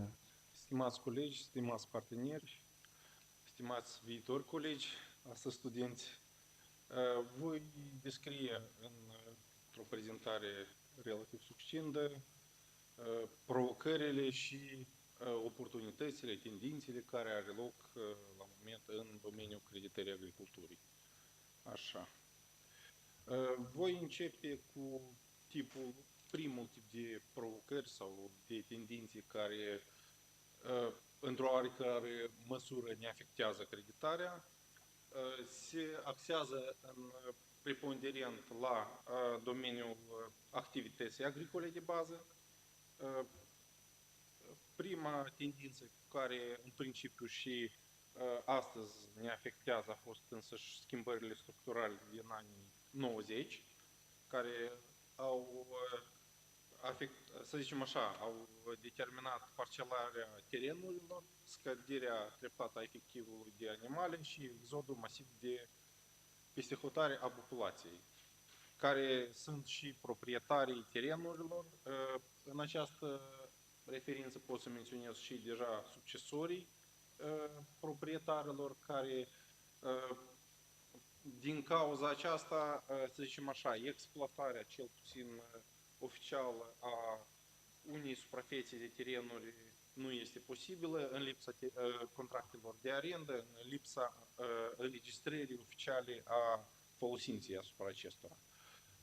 De asemenea, să zicem așa, în domeniul bancar cel puțin asta e destul de vizibil, ponderea destul de mare din suprafața agricolă a Republicii Moldova este însăși cultura mare și cultura, să zicem așa, plantele de porumb, o cultură cu performanțe destul de bune, în același timp care prezintă și un risc,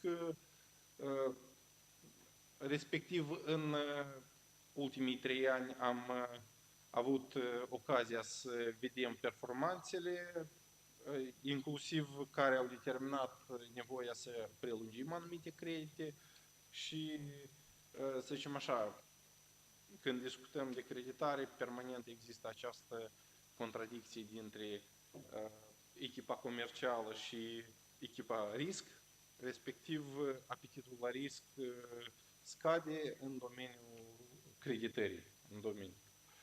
Așa. Un a treilea aspect este diversificarea exporturilor sau lipsa diversificării în anumite domenii Este un domeniu care și astăzi ne afectează creditarea și însăși performanțele. Totuși, sunt tendințe destul de pozitive în domeniu, respectiv impactul deja este mai redus.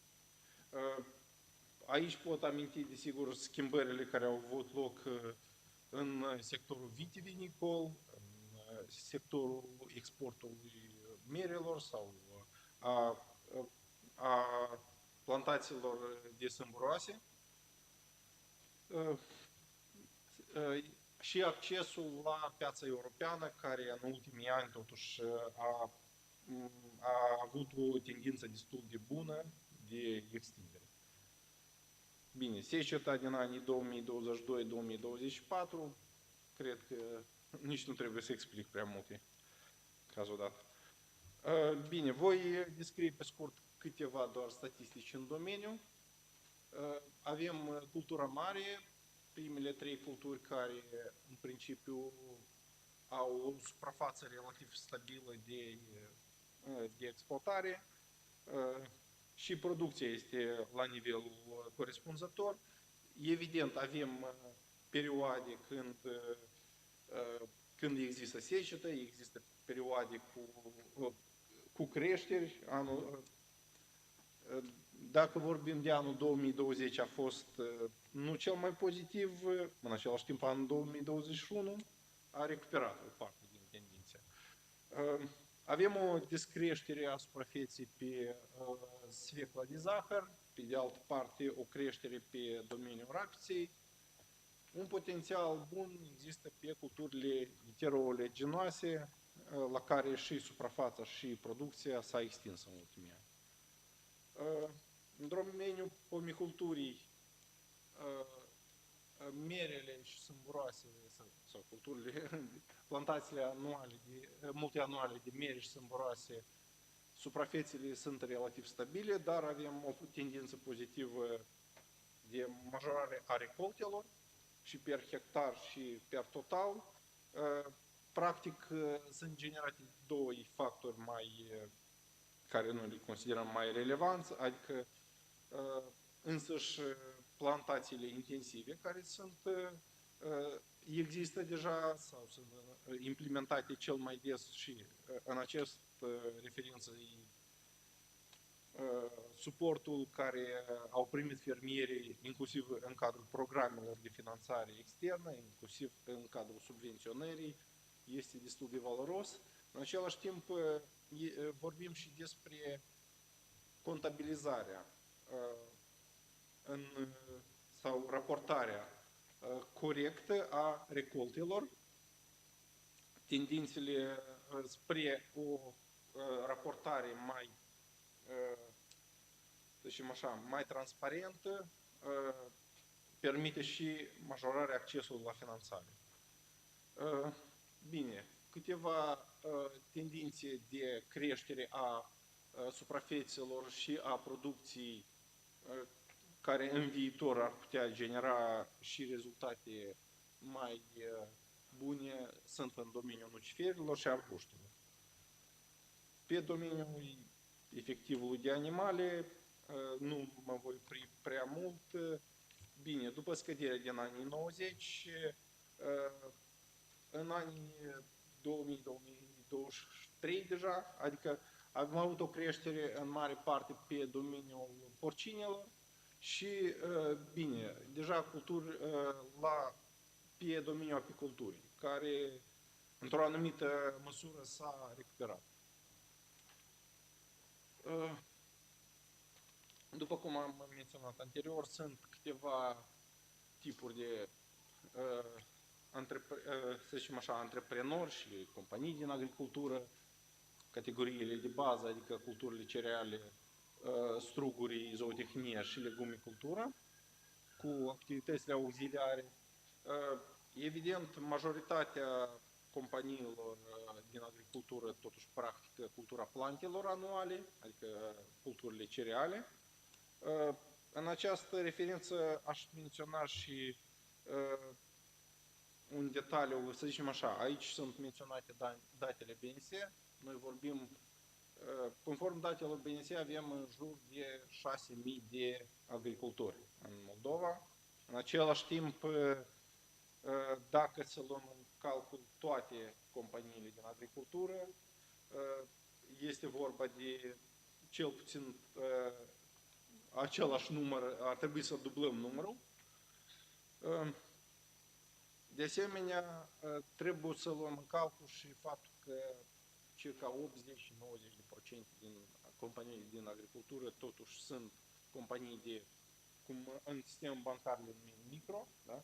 Adică companiile cu o cifră de afacere de 5-10 milioane de lei, până la urmă sunt aceleași persoane fizice sau afaceri de familie care doresc să activeze în agricultură și respectiv ar trebui într-o anumită măsură protejate prin creditare responsabilă ca orice persoană fizică. Așa, aici voi menționa deja, voi trece la partea de finanțare, de provocări care cumva afectează accesul la finanțare. Să zicem așa, prima parte este lipsa sau accesul la date sau datele care nu tocmai sunt relevante sau nu sunt tocmai corecte. Statisticile în domeniul recoltelor per hectar, conform Biroul Național de Statistică, bine, sunt raportate evident de către agricultori, dar în același timp, știind și doctrina în domeniul agriculturii, evident, nu sunt totdeauna corecte sau nu totdeauna sunt relevante. Un an cu o secetă sau cu rezultate mai proaste nu denotă faptul că agricultorul deja nu poate să activeze și nu are nevoie de acces la finanțare.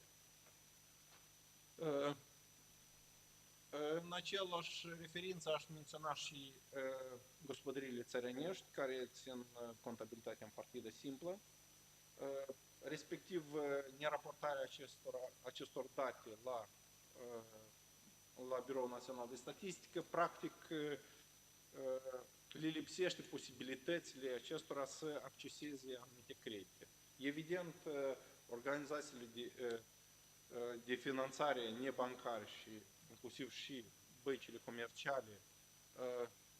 Agricultura, mă repet, dar succint, contribuie semnificativ la PIB și exporturile naționale, având totodată un rol important în ocuparea forței de muncă. Aproape 40% din populația activă este angajată în sectorul agricol, iar o mare parte din aceasta trăiește în zonele rurale, unde agricultura reprezintă sursa principală de venit. Moldova este recunoscută pentru producția de cereale, legume, fructe, vinuri și produse animale. Strugurii pentru vin, fructele, în special merele și prunele, precum și legumele, sunt printre produsele principale exportate. Comparativ cu statele dezvoltate, unde sectorul agricol contribuie cu 1,3% la PIB, în Republica Moldova acest sector reprezintă aproximativ 10% din PIB. La nivel regional, cea mai mare contribuție a sectorului o are regiunea de dezvoltare sud cu 28,2%. Cea mai mică e, evident, municipiul Chișinău. În ultimii 3 ani, tendința ponderii agriculturii în PIB este pozitivă. O tendință evidentă în ultimii ani este scăderea populației rurale, care în prezent reprezintă mai puțin de 60% din total. Acest fenomen este determinat de migrarea tinerilor spre orașe sau în afara țării, ceea ce duce la un deficit de forțe de muncă în agricultură. Un alt aspect important este ocuparea forței de muncă. Aproximativ o treime din populația aptă de muncă activează în agricultură, ceea ce este semnificativ mai mult decât în Uniunea Europeană, unde acest indicator variază între 5 și 10%. Totuși, productivitatea muncii este scăzută din cauza dotării tehnice insuficiente și a metodelor de lucru tradiționale. Productivitatea muncii în agricultură este mult mai redusă decât în statele europene. Spre exemplu, valoarea adăugată brută per angajat este de doar $3,500 în Republica Moldova, comparativ cu $60.000 în Franța. Unul din cele mai mari obstacole ale agriculturii moldovenești este gradul scăzut de tehnologizare. Problemele tehnice afectează eficiența și randamentul producției agricole, limitând competitivitatea pe piața internațională. Vârsta medie a tehnicii agricole Moldova variază 20-25 de ani, România 10 ani, Polonia 8 ani, Germania 7 ani.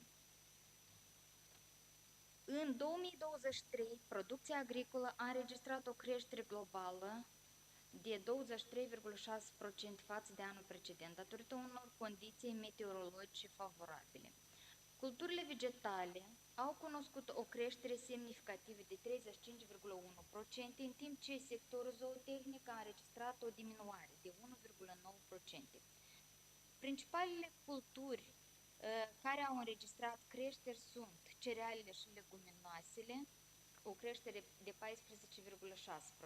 floarea soarelui, o creștere de 3,1%, rapița 3,3%. Totuși există și culturi care au înregistrat scăderi, cum ar fi sfecla de zahăr. Spre deosebire de culturile vegetale, producția animalieră a înregistrat o scădere în 2023. Principalele cauze ale acestei scăderi sunt costurile ridicate ale furajelor, reducerea efectivelor de animale, insuficiența investițiilor în fermele zootehnice moderne. Exporturile agricole reprezintă peste 40% din totalul exporturilor Republicii Moldova. Cele mai exportate produse sunt fructele și legumele, cerealele și vinurile. Principalele piețe de export sunt Uniunea Europeană, Federația Rusă și alte țări GSE. Cu toate acestea, dependența de anumite piețe externe, în special Rusia, prezintă riscuri economice majore. Evenimentele politice din regiune au influențat semnificativ fluxurile comerciale, ceea ce sublinează necesitatea diversificării piețelor de desfacere. În urma cercetărilor efectuate la IEG, am ajuns la următoarele provocări, am formulat următoarele provocări ale sectorului agricol, și anume, agricultura se confruntă cu următoarele probleme: productivitate scăzută a muncii, migrarea tinerilor generații, tehnologii și echipamente învechite, infrastructura învechită, fragmentarea excesivă a terenurilor și predominarea gospodăriilor mici de subzistență, prezența suprafețelor mari erodate și puternic erodate, vulnerabilitatea mare față de riscuri de mediu, secetă, inundații, ploi torențiale, alunecări teren, eroziuni grindină, intensificarea schimbărilor climatice, diminuarea resurselor de apă, în special a râurilor mici și mijlocii, lacurilor de acumulare și capacități reduse de stocare a apelor pluviale, dezvoltarea slabă a sistemelor de irigare a terenurilor, gradul redus de asigurare cu resurse acvatice pentru irigarea terenurilor, gradul redus de asigurare cu mijloace tehnice și prețul mare al acestora, provocări geopolitice regionale legate de atacurile militare ale Rusiei asupra Ucrainei, inclusiv în apropierea hotarului cu Republica Moldova. Pentru a depăși aceste obstacole, propunem mai multe oportunități de dezvoltare sectorului agricol, și anume, ieșirea la portul internațional George Ileș, posibilitatea de a importa și exporta mai ieftin mărfurile, posibilitatea de a beneficia de facilități prevăzute de acordul moldo-român privind micul trafic la frontieră, îmbunătățirea climatului investițional, îmbunătățirea infrastructurii, drumului și accesul la piață, accesul la sistemul de management al calității produselor agricole din statele europene, introducerea tehnologiilor moderne, diversificarea produselor și creșterea calității, creșterea valorii adăugate prin procesare, proiecte de agricultură ecologică și bio, extinderea pieței de export și creșterea cererii internaționale. Așa. Concluzii. Avem următoarele concluzii. Agricultura, sector strategic, predominarea în asolament a culturilor cerealiere cu valoare adăugată mică reduce veniturile obținute de agricultori, prevaloarea gospodăriilor agricole tradiționale impune necesitatea modernizării sectorului și creșterii volumului investițiilor, Creșterea incidenței secetelor impune necesitatea adaptării la schimbări climatice. Dezvoltarea unui sector agricol durabil este imposibilă fără crearea, restabilirea sistemului de irigare și identificarea resurselor acvatice care pot fi valorificate în acest scop. Recomandările formulate de IEGES sunt stimularea investițiilor în infrastructura agricolă, ralierea la standardele de calitate europene și creșterea competitivității produselor agricole, încheierea acordurilor de livrare a produselor agricole pe termen lung, atât pe piața internă cât și pe cea externă, consolidarea terenurilor agricole și aderarea la sistemul de asigurare a acestora împotriva riscurilor, includerea în asolament a culturilor agricole cu valoare adăugată mai mare, solicitate pe piața mondială. Și vă mulțumim mult pentru atenție și răbdare. Veronica. Nu zadar, deci, cum scriu poeții, că veșnicia s-a născut la sate, anume în spațiul rural se dezvoltă agricultura și ne pare foarte bine când mediul academic trage atenție acestui domeniu, parcă lăsat în umbră, dar fără el, deci noi știm foarte bine că nu putem exista. Da, domnul șef.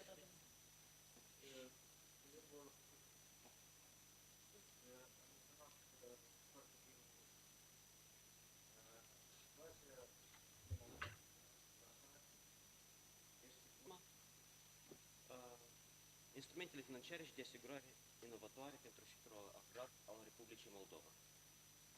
Despre importanța agriculturii noi am înțeles unde a ajuns pentru astăzi. Eu numai am să mă refer la unele date succinte despre efectul schimbărilor climatice care sunt care influențează agricultura. De exemplu, de 7 din 10 cei mai călduroșani sunt în ultimele decenii și, de exemplu, în perioada 2000-2021 s-a făcut un studiu, numai în perioada caldă a anului au fost provocate 1433 de situații excepționale, dintre care 62% seceta, ploile exponențiale 25%, grindina 6%. Aceste riscuri climatice, clar că sunt gestionate de către agricultori, inclusiv prin cadrul asigurărilor clasice. Dar aceste asigurări clasice, trebuie de menționat că aceste asigurări clasice, la noi în Moldova, sunt subvenționate, 70% din primele plătite către companii sunt plătite de către AIPA, dar această măsură nu este de ajuns, întrucât mărimea terenurilor agricole asigurate este foarte, foarte mică. De la 5 până la 10%. De ce? Eu ne-am propus să analizez practica internațională, care sunt instrumentele suplimentare financiare și de asigurare care ar permite depășirea acestor probleme. Sunt derivativele climatice, sunt instrumentele pur financiare, dar eu am să mă bazez mai mult în prezentarea mea pe asigurările parametrice sau să mă numesc asigurările indiciale. Asigurările care se bazează pe un oarecare indice meteorologic, temperatura, precipitațiile, gradul de rididitate în sol și așa mai departe. Respectiv, asigurările parametrice sunt bazate pe indici, sunt polițe de asigurare care oferă despăgubiri automat pe baza unui indicator climatic predefinit, precum precipitațiile, temperatura, etc. Mecanismul de lucru a acestui document este următor. Clientul se adresează la compania de asigurări, cu toate că acest instrument poate fi oferit atât de companii de asigurări cât și de alte instituții financiare, fonduri de investiții. Se adresează la această companie, se stabilește un parametru concret a unui indicator climateric, meteorologic. Dacă pe parcursul vegetației, nu știu cum corect de spus, acest parametru este atins, plutește o despăgubire, adică calculată de dinainte. Respectiv, gradul de despăgubire poate fi printr-o sumă unică, prin plăți, prin mai multe plăți, gradul de despăgubire de asemenea, în dependență de exemplu, s-a depășit indicatorul normativ cu 10%, 20% sau o despăgubire deplină. Respectiv, ca continuare a prezentărilor anterioare a domnului Sergiu Botezatu, da? A prezentat registrul fermierilor, care este în curs de dezvoltare. Acest instrument poate fi încadrat în acest registru al fermierilor, întrucât va permite ca întreg teritoriul Republicii Moldova, prin intermediul stațiilor meteorologice, să monitorizeze fiecare parcelă de pământ și în caz dacă se întâmplă acel risc climateric, să-i se plătească agricultorului acea despăgubire de care el are nevoie. Dar asigurările parametrice au un șir de avantaje și dezavantaje. Eu, repejor, am să le menționez. Obiectivitatea și transparența. Aici se arătere că suntem partea subiectivă al analizei dosarelor, al plăților este la maxim obiectivizată. Adică există un program în care sunt incluși parametri. Dacă sistemul depistează că un careva indicator, indice climateric este depășit, automat se calculează plata pentru agricultor. Simplificarea evaluării în cazul dacă se întâmplă riscul, aici un dezavantaj viceversa de simplificarea evaluării, aplicarea acestui program este foarte și foarte complex și laborios. S-a menționat că în țările europene atinge până la 7 ani introducerea acestui program. Respectiv, dar odată ce a fost introdus, el lucrează automat ca ceas. Accesibilitatea. Toți fermierii mari, medii, mici au acces la acest instrument. Accesibilitatea din punct de vedere atât tehnic cât și al prețului.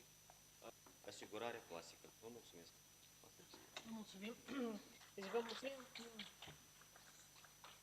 Vă mulțumim tuturor pentru această participare, deci că ați participat împreună cu noi și ați împărtășit ideile, deci diferite rezultate a cercetărilor sau care pot fi în viitor, cu problemele care țin de domeniul agriculturii. Vă mulțumim în primul rând celor care ați participat și ați luat astăzi și cuvântul.